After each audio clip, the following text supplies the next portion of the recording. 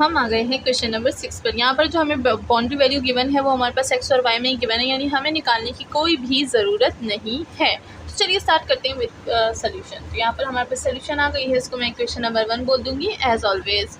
तो यहाँ पर हमारे पास क्या हो जाएगा, सबसे पहले वेरिएबल्स को सेपरेट करेंगे, तो यहाँ पर लिख दूँगी मैं सेपरेट वेरिएबल्स, ठीक है। तो ये क्या हो जाएगा, डी ऑफ एक्स हो जाएगा, ये x के टर्म्स है तो ये नीचे डिवीजन में आ जाएंगे, एंड ये हो जाएगा 1 minus x square, and equal हो जाएगा डी ऑफ वाई है तो डी ऑफ वाई हो जाएगा, ये मल्टीप्लिकेशन में वाई का टर्म तो नीचे डिवाइड हो जाएगा, ठीक है। तो 1 ये हो जाएगा इस तरह से। तो अब ये मैंने लिख दिया है ना, हम लोग क्या कर देंगे, इंटीग्रेट कर देंगे ऑन बोथ साइड्स से। मैं इसको इंटीग्रेट कर दूँगी एंड इसको भी इंटीग्रेट कर दूँगी। नाउ हमें क्या करना है, देखिए ये हमारे पास किस चीज़ का फार्मूला है, ये हमारे पास फार्मूला है, यहाँ पर मैं बता देती हूँ, D of X square root 1 minus X square हमारे पास फार्मूला है साइन इनवर्स एक्स का, ठीक है। तो अगर देखा जाए तो दोनों ही मेरे पास एक जैसे हैं, बस वेरिएबल चेंज है। तो ये क्या हो जाएगा, ये साइन एक्स का फार्मूला हो जाएगा एंड ये हो जाएगा साइन इनवर्स वाई का फार्मूला, ठीक है। तो चलिए यहाँ पर लिख देते हैं, ये क्या हो जाएगा, ये हो जाएगा हमारे पास sine inverse x equal to sine inverse y, and साथ में हमारे पास आ जाएगा एक कांस्टेंट। तो यहाँ पे मैंने कांस्टेंट लिख दिया, ये साइन इधर माइनस हो जाएगा तो इधर लिख दूंगी sine inverse x minus sine inverse y equal to constant c. अब इसको मैं इक्वेशन नंबर 2 का नाम दे दूंगी। नाउ हमारे पास क्या हो जाएगा, हम लोग सी की वैल्यू निकालेंगे। तो ये तो हमारे पास जनरल सोल्यूशन आ गया है। नाउ हमने इनिशियल वैल्यू प्रॉब्लम जाननी है, तो वाई की जगह हम लोग पुट करेंगे 1/2 एंड एक्स की जगह पुट करेंगे हम लोग 1, ठीक है। चलिए ऊपर वाली चीज़ों को मैं इरेज कर देती हूँ ताकि हम लोग अपनी जो जनरल सोल्यूशन है वो निकाल लें, ठीक है। तो ये हो गया हमारे पास साइन इनवर्स, क्या हो जाएगा हमारे पास 1 हो जाएगा माइनस साइन इनवर्स, ये हो जाएगा 1/2 इक्वल टू सी, ठीक है। तो साइन इनवर्स हमें क्या देता है, साइन इनवर्स 1 हमें क्या देता है, ये देता है हमें π/2, एंड माइनस साइन इनवर्स 1/2 हमें क्या देता है, ये हमें देता है π/6 इक्वल टू सी। तो सी तो हमारे पास सी की वैल्यू निकालनी है, दोनों को माइनस कर देंगे, so what will we will get π/3। तो इसी के साथ हमारे पास जो सी की वैल्यू है वो क्या आ गई, वो है π/3, और इसका मैं इक्वेशन स्टार दे दूँगी एंड इसको मैं पुट करूँगी इक्वेशन नंबर 2 में। तो हमारा जो इक्वेशन 2 है वो किस तरह से फॉर्म हो जाएगा, वो फॉर्म हो जाएगा कुछ इस तरह से, sine inverse x minus sine inverse y equal to π/3, and this is our general solution. तो इसी के साथ हमारे पास जनरल सोल्यूशन आ गया है एंड हमारा जो क्वेश्चन है वो भी सॉल्व हो गया है। तो अब चलते हैं नेक्स्ट क्वेश्चन की तरफ। तो यहाँ पर आ गए हम लोग क्वेश्चन नंबर 7 पर, एंड यहाँ पर भी हमें वैल्यूज़ गिवन है। सबसे पहले मैं इसको इक्वेशन नंबर 1 का नाम दे दूँगी एंड स्टार्ट करते हैं सोल्यूशन विद इक्वेशन नंबर 1, ठीक है। तो अगर किसी ने चैनल को सब्सक्राइब नहीं किया अभी तक तो जल्दी से चैनल को सब्सक्राइब कर दे, क्योंकि यहाँ पर हम लोग मैथ का बहुत अच्छा एंड बहुत यूनिक कंटेंट पढ़ते हैं। तो यहाँ पर हम लोग सेपरेट करें हैं वेरिएबल्स को, y+1 तो x नहीं, अच्छा गलत लिख दिया। तो यहाँ पर हमारे पास क्या हो जाएगा, डी ऑफ एक्स हो जाएगा, एंड ये माइनस है तो मैं क्या कर दूँगी, डी ऑफ वाई y+1, ठीक है। तो ये y जो है ये यहाँ पर चला जाएगा, तो यहाँ ये क्या हो जाएगा, नीचे डिवीजन में आ जाएगा, तो ये हो जाएगा y divided by y+1, and ये हो जाएगा D of Y, and D of X की सिर्फ ये वैल्यू है तो 2 ऑफ एक्स की तरह रहेगा इक्वल टू 0। नाउ हम लोग करेंगे इंटीग्रेशन ऑन बोथ साइड्स। तो ये हो गया इंटीग्रल, ये भी हो गया इंटीग्रल। इसका इंटीग्रल बहुत इजी है, वही पावर रूल है, x की पावर स्क्वायर डिवाइडेड बाय 2 आ जाएगा, 2 कैंसिल हो जाएगा, एंड ये हो जाएगा हमारे पास माइनस। एंड नाउ हम लोग इसको सॉल्व करेंगे, तो इसको मैं दूसरे मार्कर से यहाँ पर सॉल्व कर देती हूँ। बिल्कुल वही डिवीजन वाला मेथड होगा हमारे पास, y को अंदर लिखेंगे, y+1 को बाहर लिखेंगे, तो 1 आ जाएगा y+1, एंड ये हो जाएगा y कैंसिल, एंड यहाँ पर आ जाएगा -1। तो इसको मैं यहाँ पर लिख देती हूँ। अब देखिए मैं यहाँ पर लिख रही हूँ तो मैं इसी मार्कर से लिख रही हूँ क्योंकि मैं यही वाली वैल्यू लिख रही हूँ। तो ये हो जाएगा हमारे पास किस तरह से, ये हो जाएगा 1 आ गया, ये डिवीजन में हो जाएगा y+1, एंड ये हो गया -1, तो ये हो जाएगा -1, सही है। एंड साथ में आ जाएगा हमारा D of Y equal to 0, ठीक है। तो इस तरह से हमने इसको सॉल्व कर लिया है। नाउ हम लोग चलते हैं, इसको ख़त्म कर देती हूँ मैं और इसको भी हटा देती हूँ ताकि हम लोग बाकी की सोल्यूशन करें, ठीक है। तो अब ये आ गया है, नाउ हम लोग इसको सॉल्व करेंगे, इंटीग्रल अप्लाई करेंगे। ये तो x² आ गया है, नाउ हम लोग इस पर अलग इंटीग्रल अप्लाई करेंगे, ये हो जाएगा 1 and D of Y, and ये हो जाएगा वाई मतलब minus integral 1/1 Y plus 1 and D of Y equal to 0। ठीक है, नाउ मैं इसको भी हटा देती हूँ क्योंकि इसका काम भी अब ख़त्म हो चुका है। तो ये हो जाएगा हमारे पास एक्स स्क्वेयर एंड ये हो जाएगा Y minus of Y and ये हो जाएगा माइनस, नीचे फंक्शन है ऊपर डेरिवेटिव है तो क्या आ जाएगा मेरे पास, ये हो जाएगा लॉग y प्लस 1 एंड साथ में आ जाएगा इक्वल टू एक कांस्टेंट। तो कांस्टेंट तो बनता है क्योंकि ये क्या है, इंडेफिनिट इंटीग्रल है, यानी यहाँ पर लिमिट्स नहीं है। जब भी लिमिट्स नहीं होती तो हम लोग कांस्टेंट लगाते हैं, जब हमारे पास आगे लिमिट्स आएंगी तो हम लोग कांस्टेंट नहीं लगाएंगे। इस बात को याद रखिएगा। अगर टीचर ने कहीं पूछा कि यहाँ पर हम लोग कांस्टेंट क्यों लगाते तो बोल दीजिएगा क्योंकि यहाँ पर हमारे पास लिमिट्स नहीं होती। ठीक है, एंड किसी भी अननोन फंक्शन को जब हम लोग फिर यूज़ करेंगे कोई वैल्यू के लिए फाइंड करेंगे तो कांस्टेंट की जगह वो वैल्यू लगा देंगे फिर। ठीक है, तो इस तरह से ये हमारे पास इनडेफिनिट इंटीग्रल होते हैं जिसमें हमारे पास क्या होती है, लिमिट नहीं होती, और डेफिनेट इंटीग्रल वो होते हैं जिसमें हमारे पास इंटीग्रल पे लिमिट्स होती हैं। ठीक है, तो इसके बाद हम लोग आगे बढ़ते हैं। यहाँ पर हमने क्या फाइंड करना है, हमारा जनरल सोल्यूशन। तो ये हमारे पास क्या हो जाएगा, ये हमारे पास हमारा जनरल सोल्यूशन हो जाएगा। तो इसको मैं अपना जनरल सोल्यूशन बोल दूँगी। तो यहाँ पर अब आपकी मर्ज़ी है, आप इसको जनरल सोल्यूशन बोलें या आप क्या करें, एक्स स्क्वेयर कर दें एंड ये हो जाएगा वाई एंड ये अच्छा वाई बेचारा कुछ ज़्यादा ही नाइंसाफ़ी हो गई, यहाँ पर वाई आ जाएगा प्लस लॉग एंड ये हो जाएगा वाई प्लस 1 एंड ये हो जाएगा साथ में प्लस एक कांस्टेंट। तो आप इसको भी जनरल सोल्यूशन बोल सकते हैं, इसको भी जनरल सोल्यूशन बोल सकते हैं। इट्स योर ओन चॉइस, आप जिस तरह से जनरल सोल्यूशन को फॉर्म करें। ठीक है, नाउ हम लोग आगे बढ़ेंगे और क्या करेंगे, सी की वैल्यू को फाइंड करेंगे बिकॉज हमें क्या दी गई थी, बाउंड्री दी गई थी। तो वहाँ पर हमारे पास y की वैल्यू क्या थी, -2 और x की वैल्यू हमारे पास 0 थी। तो इसी में हम लोग पुट कर देंगे, x की वैल्यू 0 हो जाएगी एंड ये हो जाएगा y -2 एंड प्लस ये हो जाएगा log एंड ये हो जाएगा -2 + 1 एंड ये हो जाएगा प्लस c। ठीक है, तो नाउ यहाँ फिर क्या हो जाएगा, ये हो जाएगा -2 एंड ये हो जाएगा log, तो log माइनस और ये क्या हो जाएगा हमारे पास, ये हो जाएगा -1 एंड ये हो जाएगा प्लस c। तो यहाँ पर हमारे पास c की वैल्यू क्या आ जाएगी, c की वैल्यू इससे तो हमारे पास 0 आ जाएगा, तो -2 से हमारे पास क्या आ जाएगा, -2 उधर चला जाएगा, तो c की वैल्यू क्या हो जाएगी, 2 हो जाएगी। तो यहाँ पर हमारे पास c की वैल्यू 2 आ गई। इसको यहाँ पर इक्वेशन नंबर 2 में पुट करें। अब आपकी मर्ज़ी, आप किसी भी दोनों इक्वेशंस में से जो जनरल सोल्यूशन आपने बनाया है आप उसमें पुट कर सकते हैं।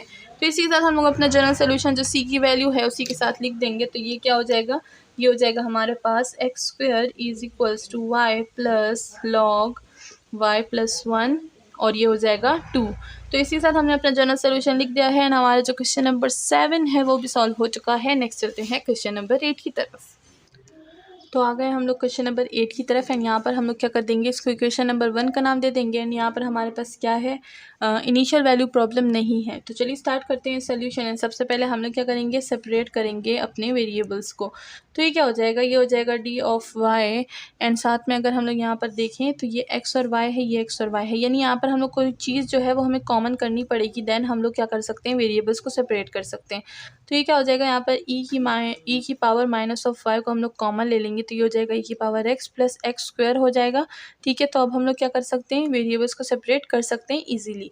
तो ये जो डी ऑफ एक्स है ये इधर आ जाएगा एंड ये जो ये वाली वैल्यू है ये नीचे डिवीजन में आ जाएगी। तो ये हो जाएगा D of Y divided by e की पावर -5 एंड ये हो जाएगा ई की power x plus x square and ये हो जाएगा डी ऑफ एक्स। ना हम लोग इस पर इंटीग्रेशन अप्लाई कर सकते हैं तो बहुत ही ईजी हो जाएगा सोल्यूशन। तो यहाँ पर इसको मैं हटा देती हूँ एंड इस पे हम लोग क्या करेंगे, इंटीग्रल अप्लाई करेंगे। तो मेरे पास आ जाएगा ई वाई, क्योंकि देखिए माइनस है तो जब ऊपर जाएगा तो क्या हो जाएगा, पॉजिटिव हो जाएगा। तो ये हो जाएगा ई की पावर वाई एंड साथ में डी ऑफ वाई इंटीग्रल, ये हो जाएगा इंटीग्रल ई की power x plus x square and साथ में आ जाएगा डी ऑफ एक्स। अब मैं इसको हटा देती हूँ क्योंकि इसका काम ख़त्म हो गया है। नाउ इसको सॉल्व करेंगे। तो जब मैंने आपको पहले ही बताया हुआ था कि ई की पावर में अगर कोई हमारे पास क्या है, कोई नंबर नहीं है तो वो वैसे का वैसा ही उसका इंटीग्रल आ जाएगा। तो ई की पावर वाई है, ई की पावर वाई ही आ जाएगा इंटीग्रल, क्योंकि 1 अगर मैं नीचे डिवीजन में लिख भी दूँ तो कोई फ़ायदा नहीं होगा क्योंकि वो उसकी क्या होता है, वो 1 तो 1 ही रहता है। अब मैं यहाँ पर लिखूँ ना लिखूँ सबको नज़र आ रहा है, क्योंकि अब हम बड़े हो गए हैं तो हम लोग ऐसे 1 नहीं लिखते नीचे डिवीजन में या मल्टीप्लिकेशन में। ठीक है, तो ये हो जाएगा हमारे पास। नाउ ई की पावर एक्स को इंटीग्रल करेंगे तो ई की पावर एक्स ही आएगा। नाउ यहाँ पर क्या हो जाएगा, पावर रूल लग जाएगा, तो एक्स की पावर 3 डिवाइडेड बाई 3 एंड साथ में आ जाएगा एक कांस्टेंट। तो ये तो हमने कर लिया है, ये हमारे पास जनरल सोल्यूशन हो गया। अभी आपकी अपनी मर्ज़ी है, आप इसको जनरल सोल्यूशन कहें या जो 3 है इसको मल्टीप्लाई करके क्या करें, जनरल सोल्यूशन बनाने। जैसे 3 ई की power Y N equal to 3 ई की power x plus x cube plus 3 and 3 मैंने आपको पहले से बताया था कांस्टेंट के साथ कुछ भी हम लोग मल्टीप्लाई कर लें तो डिवाइड कर लें तो वो कांस्टेंट ही रहता है। 3 इज इक्वल्स टू सी, तो यहाँ पर हम लोग फिर से सी लिख देंगे। तो ये हो जाएगा 3 ई की power y is equals to 3 ई की power x plus x cube and plus c हो जाएगा सी। एंड इसको भी हम लोग अपना जनरल सोल्यूशन बोल सकते हैं, it's your own choice. Maths में हमारे पास कोई भी ऐसी रिस्ट्रिक्शन नहीं होती कि आंसर को हम लोग किस फॉर्म में लिखें। तो यहाँ पर हमारा जो क्वेश्चन नंबर 8 है वो भी सॉल्व हो चुका है। नेक्स्ट चलते हैं दूसरे क्वेश्चन की तरफ। तो आ गए हम लोग क्वेश्चन नंबर 9 पर। यहाँ पर हमारे पास जो फंक्शन है वो थोड़ा सा डिफ़िकल्ट है, यहाँ पर थोड़ी सी ट्रिक्स की ज़रूरत है, तो ध्यान से देखिएगा। इसको हम लोग इक्वेशन नंबर 1 बोल देंगे। एंड चलिए सोल्यूशन स्टार्ट करते हैं। तो सबसे पहले हम लोग जो काम करते हैं वो वेरिएबल को सेपरेट करते हैं। तो यहाँ पर हम लोग क्या कर देंगे, वेरिएबल्स को सेपरेट कर देंगे। डी ऑफ वाई जो है वो डी ऑफ वाई अपनी जगह पर रहेगा, इसको हम लोग डी ऑफ वाई कर देंगे। एंड साथ में हमारे पास क्या हो जाएगा, यहाँ पर वाई का वेरिएबल ये है, अगर देखा जाए तो मल्टीप्लिकेशन में है यहाँ पर, ठीक है।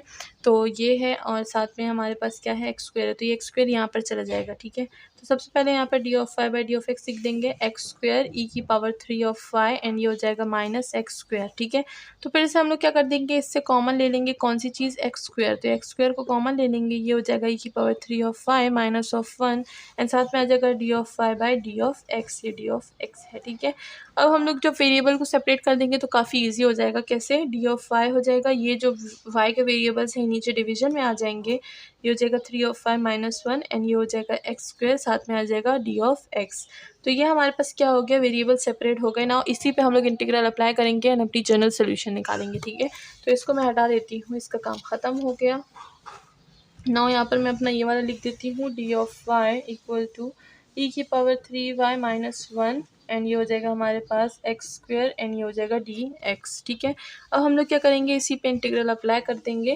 तो यहाँ पर इंटीग्रल अप्लाई कर दिया है। अब नीचे फंक्शन, ऊपर उसका डेरिवेटिव। लेकिन अगर देखा जाए तो यहाँ पर ऊपर डेरिवेटिव नहीं है, तो हम क्या करेंगे, जब डेरिवेटिव नहीं होता और हमारे पास वो चीज़ सॉल्व होने वाली होती है तो हम लोग क्या करते हैं, वो जो डेरिवेटिव होता है उसको मल्टीप्लाई एंड डिवाइड दोनों कर लेते हैं। तो यहाँ पर हम लोग बोल देंगे कि हम लोग क्या कर रहे हैं, 1 बाई ई की पावर 3 ऑफ वाई को मल्टीप्लाई भी कर रहे हैं एंड साथ में डिवाइड भी कर रहे हैं।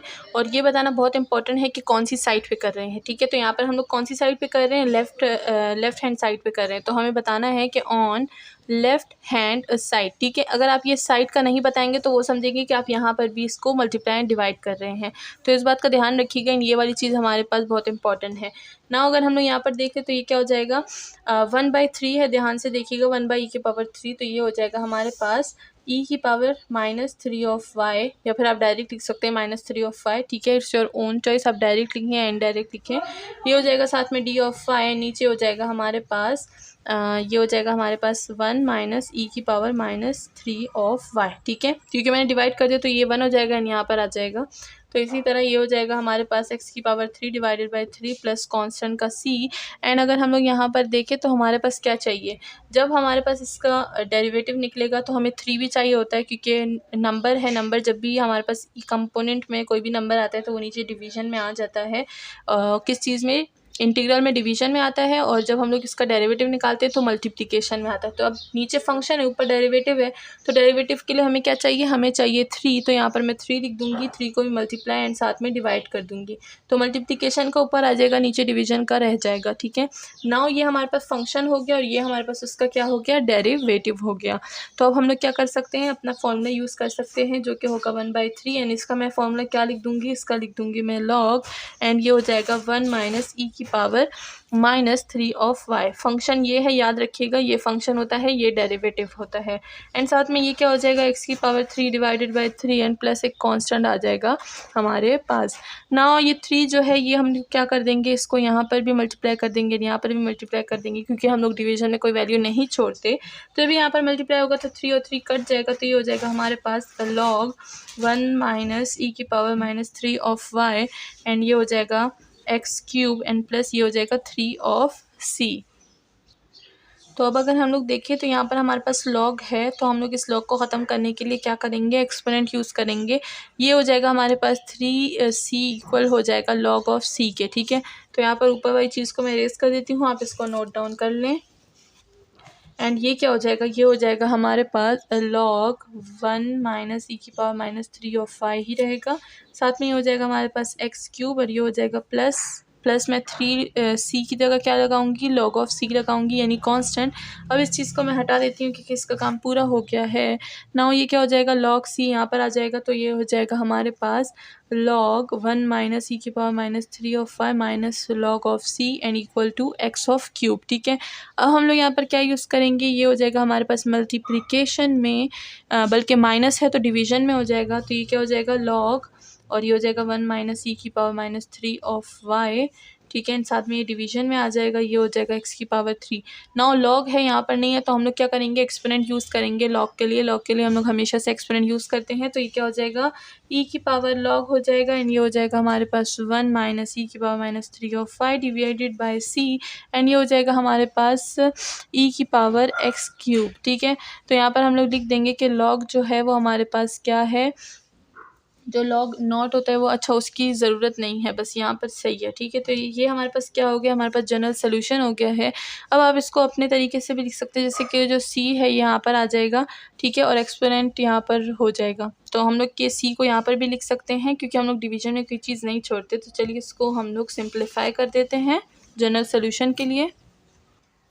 तो ये हो जाएगा हमारे पास e की पावर log एंड ये हो जाएगा 1 माइनस ई की पावर माइनस 3 ऑफ y और c क्या चला जाएगा, c यहाँ पर आ जाएगा तो ये हो जाएगा c e की पावर x ऑफ क्यूब। अब हमें पता है e की पावर log क्या होता है, हमारे पास 1 के इक्वल होता है। तो यहाँ पर मैं लिख देती हूँ e की पावर log हमारे पास होता है 1 के इक्वल। तो यहाँ पर हम लोग क्या लिख देंगे, 1 लिख देंगे, लेकिन अब हम बड़े हो गए हैं तो 1 नहीं लिखते। तो ये हो जाएगा 1 माइनस ई की power minus 3 of y and ये हो जाएगा c e की पावर x ऑफ क्यूब। तो ये हमारे पास जनरल सोल्यूशन आ गई है इक्वेशन नंबर 1 की। This is the general solution और हमारी जो सोल्यूशन है वो भी इस क्वेश्चन की पूरी हो गई है।